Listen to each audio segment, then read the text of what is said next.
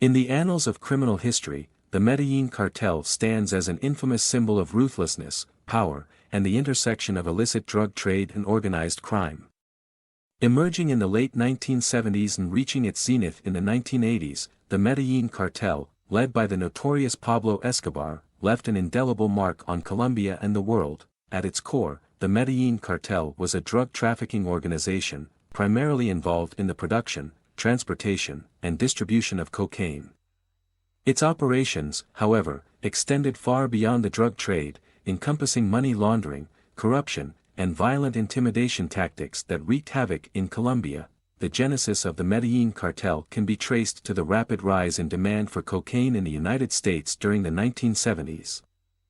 Recognizing the lucrative potential of the drug trade, Pablo Escobar, along with other key figures such as Carlos Letter and the Ochoa brothers, founded the cartel.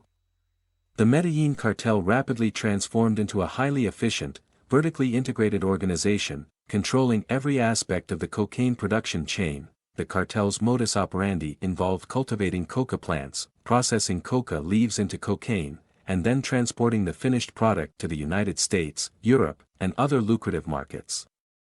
The sheer scale and efficiency of their operations made the Medellín Cartel a formidable force in the global drug trade. One of the key factors contributing to the cartel's success was its strategic use of violence and intimidation.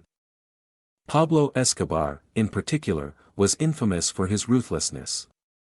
The cartel orchestrated a wave of violence in Colombia, including bombings, assassinations, and kidnappings, aimed at eliminating rivals, law enforcement officials, and anyone perceived as a threat to their operations.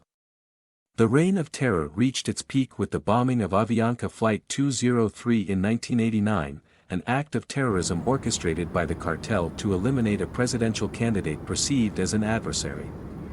The bombing claimed the lives of all 107 people on board, highlighting the extent to which the cartel would go to protect its interests. The Colombian government, along with international law enforcement agencies, launched an aggressive campaign to dismantle the Medellín Cartel.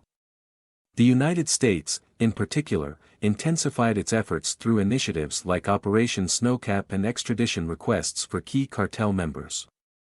The manhunt for Pablo Escobar became a global spectacle. In 1993, the cartel's most notorious figure, Pablo Escobar, was finally brought down. Escobar was killed in a rooftop confrontation with Colombian authorities in Medellín. His death marked a symbolic victory in the war against the Medellín Cartel, but the legacy of violence and corruption would persist.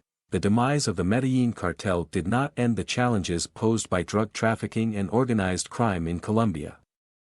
Splinter groups and new cartels emerged, continuing the cycle of violence and illicit activities.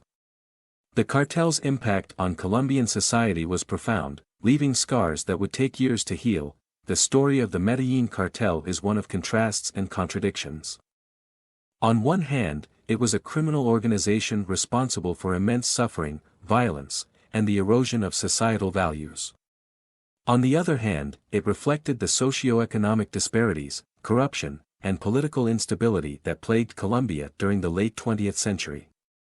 The Medellín Cartel's rise and fall underscore the complexities of the global war on drugs and the challenges faced by nations combating organized crime.